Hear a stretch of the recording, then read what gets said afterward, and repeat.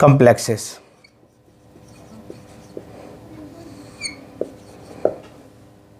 Colourless complexes आपको नजर आएंगे, डी ब्लॉक एलिमेंट्स में हैं, मौजूद हैं, और आपके पास कलरलेस कॉम्प्लेक्सेस आपको नजर आएंगे।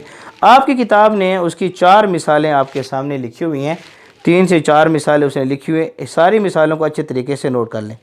सबसे पहले उसने लिखा हुआ है कॉपर +1, कॉपर +1। अब देखें ना, कॉपर जो +1 आपके पास आता है, आपको पता है कि कॉपर जो है आपके पास जो ऑक्सीडेशन स्टेट शो करता है, नॉर्मली कॉपर की जो ऑक्सीडेशन स्टेट है वो आपके पास शो करता है 3d10 और 4s1। ये अगर ये एक इलेक्ट्रॉन को लूज़ कर ले, ये इस 1 इलेक्ट्रॉन को ये क्या कर रहे हैं, लूज़ कर रहे हैं, तो यहाँ पर आ जाएगा आपके पास कॉपर +1। अब क्या होगा कि 3d10 होगा और 4s0 होगा। अब ये जो d ऑर्बिटल है, d ऑर्बिटल, ये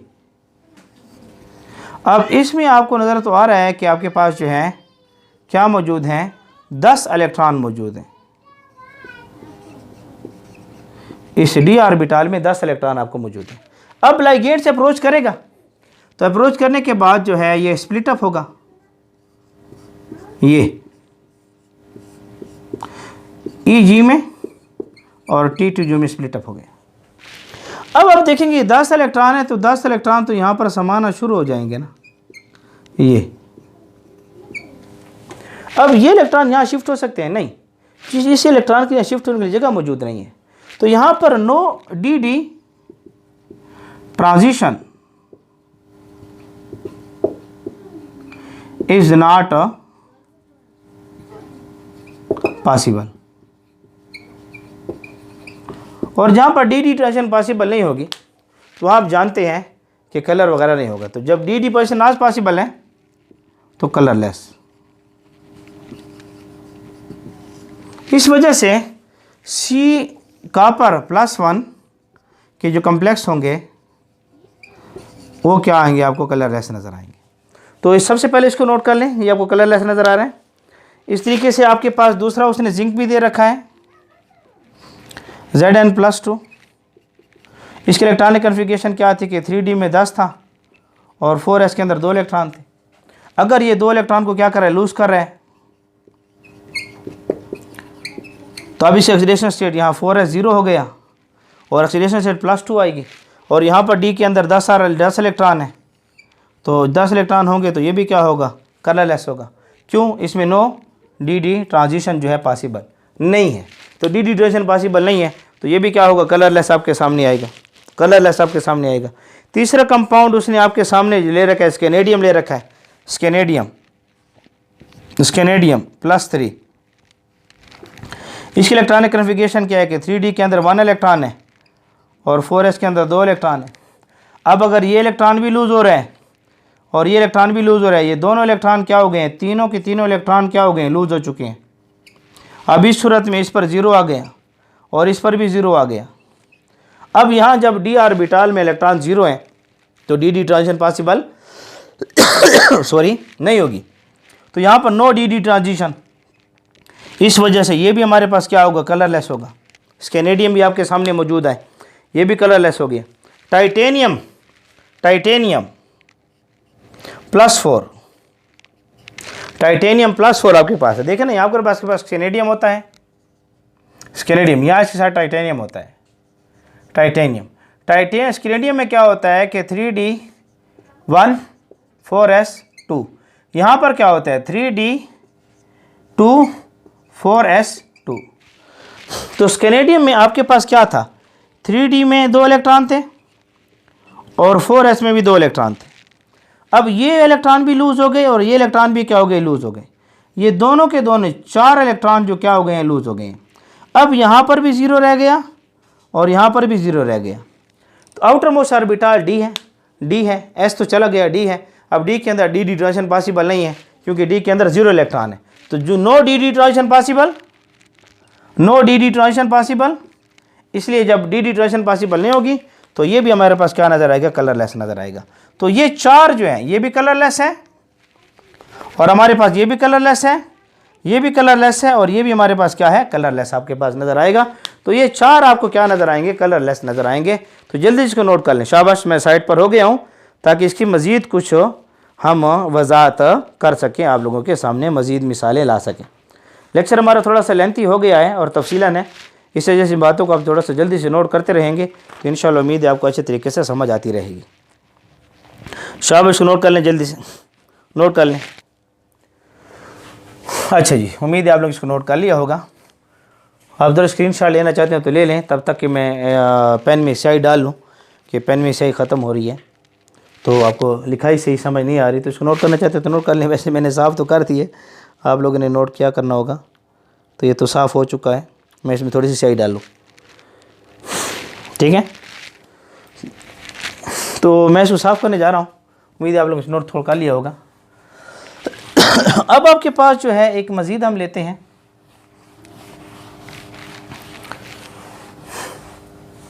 थोड़ी इसकी मज़ीद देख लेते हैं। एक ऑब्जेक्टिव मज़ीद भी है कि आपके पास कॉपर सल्फेट है, कॉपर सल्फेट और एनहाइड्रस है। कॉपर सल्फेट जो है ये एनहाइड्रस, इसको देखा गया एक्सपेरिमेंटल बेस के ऊपर कि ये कलरलेस है, कलरलेस एनहाइड्रस है और एक्सपेरिमेंटल बेस पर देखा गया क्या है, कलरलेस है। तो कलरलेस क्यों है? अगर जैसे ऑक्सीडेशन स्टेट +2 आ रही है, कॉपर +2 ऑक्सीडेशन स्टेट में, एनहाइड्रस में कलरलेस है। उसकी वजह क्या है कि यहाँ पर ट्रांजिशन तो हो रही है, यहाँ पर ट्रांजिशन हो रही है अकर, और ट्रांजिशन से वेव लेंथ भी पैदा हो रही है, वेव लेंथ भी प्रोड्यूस हो रही है। ट्रांजिशन भी हो रही है और वेव लेंथ भी क्या हो रही है, प्रोड्यूस हो रही है। लेकिन इस वेव लेंथ को देखा गया है कि नॉट इन विजिबल रीजन, इसकी जो वेव लेंथ है वो विजिबल रीजन में नहीं आ रही। तो जब वेव लेंथ विजिबल रीजन में नहीं आएगी तो कलर नज़र नहीं आएगी। इसकी वेव लेंथ जब देख रहे हैं हम, इसकी वेव लेंथ हमें नज़र आ रही है इंफ्रारेड में और अल्ट्रा वायलेट में नज़र आ रही है, इंफ्रारेड में और अल्ट्रा वायलेट में, और ये दोनों विजिबल रीजन में नहीं है, नॉट इन विजिबल रीजन। तो वेव लेंथ विजिबल रीजन में नहीं होगी तो हमें कलर नज़र नहीं आएगा। अजान हो रही है, अजान होने दे तो अजान के बाद लेक्चर को स्टार्ट देते हैं। तो अजान ख़त्म हो चुकी है। तो यहाँ आप देख रहे हैं कि ट्रांजिशन हो तो रही है लेकिन इंफ्रारेड या अल्ट्रा वायलेट वेवलेंथ आ रही है जो विजिबल रीजन में नहीं है। इस वजह से हम देख रहे हैं कि एनहाइड्रस हमारे पास क्या है, कलरलेस आपके पास ये नज़र आएगा अगर ये +2 शो कर रहा है। तो इस पॉइंट को भी अपने पास नोट करें ऑब्जेक्टिव के लिहाज से, ये पॉइंट भी हमारे पास क्या है, ज़रूरी है। इसको अच्छे तरीके से क्या कर लें, नोट कर लें। शाबाश, जल्दी से नोट कर लें इसको, शाबाश शाबाश, नोट कर लें इसको। उम्मीद है आप लोगों ने नोट कर लिया होगा। तो इसको साफ़ करने जा रहे हैं, इसको साफ़ करने जा रहे हैं।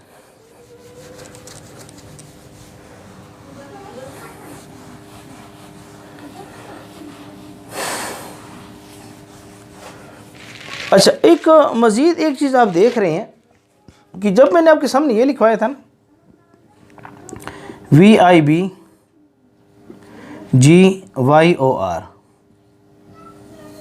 ये violet, indigo, blue, green, yellow, orange और रेड, आप देख रही हैं कि इस तरफ जाने से वेवलेंथ बढ़ रही है। यानी हम ये देख रहे हैं कि इस तरफ हम जा रहे हैं तो वेवलेंथ क्या हो रही है, बढ़ रही है।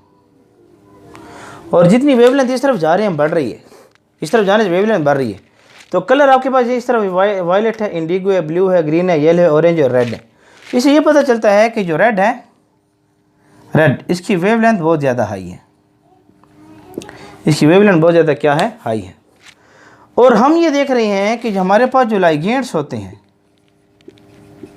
लाइगेंड्स, ये जितने ज़्यादा स्ट्रांग होंगे, इस पॉइंट को नोट रखें, लाइगेंड जितने ज़्यादा स्ट्रांग होंगे उनकी वेवलेंथ उतनी ज़्यादा लो होगी। पॉइंट को नोट रखें, उनकी वेवलेंथ उतनी ज़्यादा हमारे पास क्या होगी, लो होगी। लेट्स सपोज हमारे पास एक लाइगेंड्स इस्तेमाल हुआ है H2O, एक लाइगेंड्स हमारे पास इस्तेमाल हुआ है Cl नेगेटिव, एक लाइगेंड्स हमारे पास इस्तेमाल हो रहा है साइनाइड CN नेगेटिव। अब इसमें देखा जाए तो सबसे स्ट्रांग लाइगेंड्स हमारे पास क्या है? Cn है। अगर Cl को मैं यहाँ लिख दूँ, यहाँ पर हम H2O लिख दें और यहाँ पर मैं Cl को लिख दूँ, और सबसे स्ट्रांग लाइगेंड्स मेरे पास क्या है? Cn है। और सबसे वीक लाइगेंड्स मेरे पास क्या है? Cl है। और मुझे अगर कोई कलर दिए जा रहे हैं, ये सेंटर मेटल एटम के साथ मिला हुआ है, ये सेंट्रल मेटल एटम के साथ मिला हुआ है, और ये भी सेंट्रल मेटल एटम के साथ मिला हुआ है। सेंट्रल मेटल एटम के साथ जो है ये क्या है? मिले हुए हैं, और इन्होंने हमें कोई ना कोई कम्प्लेक्स बनाकर दिखाया हुआ है। सेंट्रल मेटल एटम के साथ मिलकर क्या दिखा है? कम्प्लेक्स। लेट्स सपोज मेरे पास जो है MnM है, इसके साथ H2O मिला हुआ है, ऑक्टाहेड्रल कम्प्लेक्स है। ऑक्सीडेशन स्टेट में +3 शो कर रहा हूँ यहाँ पर। या मेरे पास सेंट्रल मेटल एटम है और यहाँ पर क्लोरीन है, और क्लोरीन जो है यहाँ पर कम्प्लेक्स शो कर रहा है, और यहाँ पर जो है Fe3 या सेंट्रल मेटल एटम है, और यहाँ पर Cn लगा हुआ है 6 और Fe3। और कुछ कलर जो हैं यहाँ पर मुझे बताए गए हैं कि आप इनमें कलर को क्या करें? डिस्ट्रीब्यूट करें। यानी आपको कलर वो दे रहे हैं और कलर क्या है? डिस्ट्रीब्यूट। ग्रीन, रेड और ऑरेंज कलर दे रहे हैं। कहते हैं आपको 3 कलर मैं दे रहा हूँ इनमें से लाइगेंड्स के लिहाज से। ग्रीन, एक हमारे पास ग्रीन है, एक रेड है और एक ऑरेंज है। और मैं चाहता हूं कि इन कलर को इन लाइगेंड्स के लिहाज से मैं तकसीम कर सकूं। तो अब मैं क्या बता चुका आपको, इस तरफ जाने से वेवलेंथ क्या हो रही है? बढ़ रही है। और मैं ये बता रहा हूँ कि लाइगेंड जितना मजबूत होगा उसकी वेवलेंथ उतनी क्या होगी? लो होगी। लाइगेंड जितना मजबूत, वेवलेंथ लो होगी। सबसे मजबूत लाइगेंड्स हमारे पास कौन सा आ रहा है? साइनाइड। और इसकी वेवलेंथ सबसे कम होगी। साइनाइड सबसे मजबूत लाइगेंड्स है, और जितना लाइगेंड्स मजबूत होगा उसकी वेवलेंथ लो होगी। तो अब इसमें देखें ना, आपके पास 3 कलर डिस्कस कर रहा है, ग्रीन, येड और ऑरेंज। ये ग्रीन है, ये रेड है और ये ऑरेंज है। तो सबसे कम वेवलेंथ जो है वो साइनाइड शो करेगा, और इन तीनों में सबसे कम वेवलेंथ जो है वो ग्रीन की है। सबसे कम वेवलेंथ जो है वो किसकी आ रही है? ग्रीन की आ रही है। ग्रीन, ऑरेंज और रेड में सबसे कम ग्रीन की आ रही है। इसलिए यहाँ जो साइनाइड का कलर आएगा वो ग्रीन आएगा। अच्छा, सबसे कम लाइगेंड, सबसे जो वीक लाइगेंड्स है Cl है, क्लोराइड, इसकी वेवलेंथ ज़्यादा होगी। और सबसे ज़्यादा वेवलेंथ यहाँ पर आपके पास ग्रीन और इसमें देखें तो क्लोराइड के लिए आपके लिए कौन सा कलर आएगा? रेड आएगा। और इसके लिए कलर कौन सा हो जाएगा? ऑरेंज हो जाएगा। तो इस किस्म के ऑब्जेक्टिव भी आपके सामने बन रहे हैं। इन ऑब्जेक्टिव को भी आप अच्छे तरीके से क्या करें? नोट करें। शाबाश। इन ऑब्जेक्टिव को भी अच्छे तरीके से क्या करें? नोट करें। उम्मीद है आप लोग नोट कर लिया होगा। अच्छा जी, इसको साफ करने जा रहे हैं। एक ऑब्जेक्टिव मजीद लेते हैं, आप थोड़ा इसको चेक करें।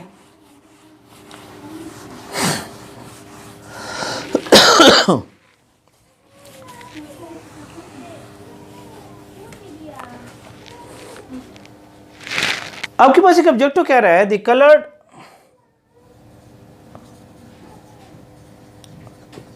एब्जॉर्ब्ड बाय, जो आपके पास कलर है जिसको एब्जॉर्ब कर रहा है copper sulphate .5H2O is, 4 option वो आपको देगा। जो कॉपर सल्फेट है ये कलर्ड एब्जॉर्ब करे, 4 ऑप्शन ये आपको देगा। तो येलो,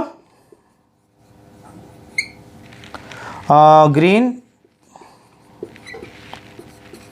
रेड, ऑरेंज। अब ये 4 कलर जो है आपको पता है कि जो इन चारों में से एक ऑप्शन हमें टिक करना है। The coloured absorbed bye copper sulphate. अब कलर्ड एब्जॉर्ब की बात करें, पॉइंट को समझें। आपके पास जो कलर्ड कॉपर सल्फेट का आता है वो ब्लू आता है, और ब्लू कलर वो होता है जो हमें रिफ्लेक्टेड से नजर आएगा। जो हम रिफ्लेक्ट होगा वो हमें नज़र आता है, और रिफ्लेक्ट वो कलर होता है जो ट्रांजिशन के बाद हमें नज़र आता है। जब ट्रांजिशन होती है तो रिफ्लेक्ट कलर हमें क्या आता है, नज़र आता है। तो ये ट्रांजिशन के बाद कलर नज़र आ रहा है। ट्रांजिशन के बाद वाला कलर कौन सा आ रहा है, ब्लू। और आपको पता है कि ब्लू के मुकाबले में जो कम्प्लीमेंट्री मैनर है वो क्या आ रहा है, येलो। ब्लू के मुकाबले में जो कम्प्लीमेंट्री मैनर हमें बता रहा है, कम्प्लीमेंट्री मैनर जो हमें बता रहे हैं वो हमें क्या नज़र आ रहा है, येलो। इसलिए आपने इस ऑप्शन को क्या करना था, टिक करना है। तो ये ऑब्जेक्टिव, इस किस्म के ऑब्जेक्टिव आपके एग्जाम में आते हैं कि कम्प्लीमेंट्री मैनर से आपने कलर को क्या करना होगा, मालूम करना होगा। वो एब्जॉर्ब कलर पूछ रहा है। ट्रांजिशन कलर ब्लू है जो हमें नज़र आ रहा है, और ट्रांजिशन जब ब्लू होगा तो इसके एब्जॉर्ब क्या होगा, येलो होगा। अगर उसने हमें ट्रांजिशन बताया होता, ट्रांजिशन ब्लू है तो एब्जॉर्ब कौन सा है, तो एब्जॉर्ब क्या हो जाता, येलो होता। अगर वो हमें कहते हैं कि एब्जॉर्ब ब्लू है तो ट्रांजिशन कौन सा है, तो येलो होता। वो कहते हैं एब्जॉर्ब जो है येलो है, ट्रांजिशन को होता है, ट्रांजिशन कौन सा होता, तो ब्लू होता। इस पॉइंट को नोट करें, ये पॉइंट ज़रूरी है, इन पॉइंट्स को नोट करें। मैं साइड पर होगा, स्क्रीनशॉट ले लें, और उसके बाद एक टेबल मैं आपके सामने बनाने जा रहा हूँ, और उस टेबल फाइनल टेबल होगा, और उस टेबल में कलर को आपने क्या करना होगा, नोट करना होगा। अब जल्दी से इसको नोट कर लें ताकि मैं आपके सामने टेबल ला सकूँ। एक टेबल मैं आपके सामने लाना चाहता हूँ ताकि तो आपके सामने एक टेबल मैं ला चुका हूँ, और इस टेबल को आप जल्दी से नोट करना चाहते हैं तो नोट कर लें। तो इस टेबल को याद करना बहुत ज़रूरी है, ये बहुत इंपॉर्टेंट टेबल है, और आपके एग्ज़ाम में इससे सवाल आ रहे हैं। ये सारे लेक्चर का निचोड़ है आपके सामने कि स्कैनेडियम +3 है, 3D 0 है तो सॉरी, तो अब कलर क्या नज़र आ रहा है, कलरलेस है। टाइटेनियम +3 है, 3D 1 है तो पर्पल कलर है। टाइटेनियम +4 है, 3D 0 है तो कलरलेस है। वेनेडियम +3 है, 3D 2 है तो ग्रीन है। क्रोमियम +3 है, 3D 3 है तो वायलेट है। मैंगनीज +2 है, 3D 5 है तो लाइट पिंक है। मैंगनीज +3 है तो 3D 4 है तो वायलेट है। इस तरीके से आयरन 3D 6 है, light yellow. Iron +3, 3D 5 yellow, ये आयरन +2 था, 3D 6। Cobalt +3, 3D 7 pink. निकल +2, 3D 8 green. Copper +1, 3D 10 colourless. Copper +2, 3D 9 blue, और जिंक +2, 3D 10 कलरलेस। यह इलेक्ट्रॉनिक कन्फिगरेशन के ऊपर मैं तफसील लेक्चर दे चुका हूँ। आप मेरे lecture electronic configuration D block elements को ज़रूर, ट्रांजिशन मैटर को ज़रूर चेक करें। केमिस्ट्री वाला 3D electronic configuration transition matter chemistry वाला लिखें, इंशाल्लाह आपको इलेक्ट्रॉनिक कन्फिगरेशन मिल जाएगी। तो ये मुख्तलिफ कंपाउंड्स को कलर कम्प्लेक्सेस आपके सामने है, जिसमें ऑक्सीडेशन स्टेट के लिहाज से कलर को लिखा गया है। इसी कोई ट्रिक्स बनाना चाहते हो तो बना लो। एग्ज़ाम के लिहाज से ये टेबल आपको आना चाहिए। ये टेबल आपको याद होगा तो आप एग्ज़ाम के अच्छे खासे सवालों को टैकल कर लेंगे। अगर टेबल याद नहीं है तो आप एग्ज़ाम के बहुत सारे सवालों को छोड़ देंगे जो आपसे टैकल नहीं होंगे। इस टेबल को साइड पर मैं हो रहा हूँ, अच्छे तरीके से स्क्रीनशॉट ले लें और नोट कर लें। आपकी किताब में KPK बोर्ड कंटेंट में ये किताब में ये टेबल लगा हुआ है, जो KPK का बोर्ड कंटेंट है उसकी बुक में ये टेबल लगा हुआ है। तो मैं साइड पर हो रहा हूँ, इसके नोट कर लें। हमारे लेक्चर को काफ़ी टाइम हो चुका है, मेरे लिहाज से इस चैप्टर लेक्चर को हो चुके हैं 1 घंटा और 5 मिनट। बहरहाल मैं कह चुका हूँ कि हो सकता है 40 मिनट के बाद ये 2 पार्ट में क्या हो जाए, तकसीम हो जाए। तो इंशाल्लाह उस दोनों पार्ट्स को चेक करना है आप लोगों ने। तो मैं साइड पर हो गया हूँ, इसके नोट कर लें। शाबाश, स्क्रीनशॉट ले लें। उम्मीद है आप लोगों ने स्क्रीनशॉट ले लिया होगा। आप लोगों को हमारा आज का लेक्चर पसंद आया होगा। इस पर मैंने तफसीलन बात कर ली है। हमारे साथ जुड़े रहें, बने रहें, कलर कम्प्लेक्स को चेक करें, खूब मेहनत करें, पढ़ते रहें। अल्लाह रब्बुल इज़्ज़त आप लोगों को खुश रखे।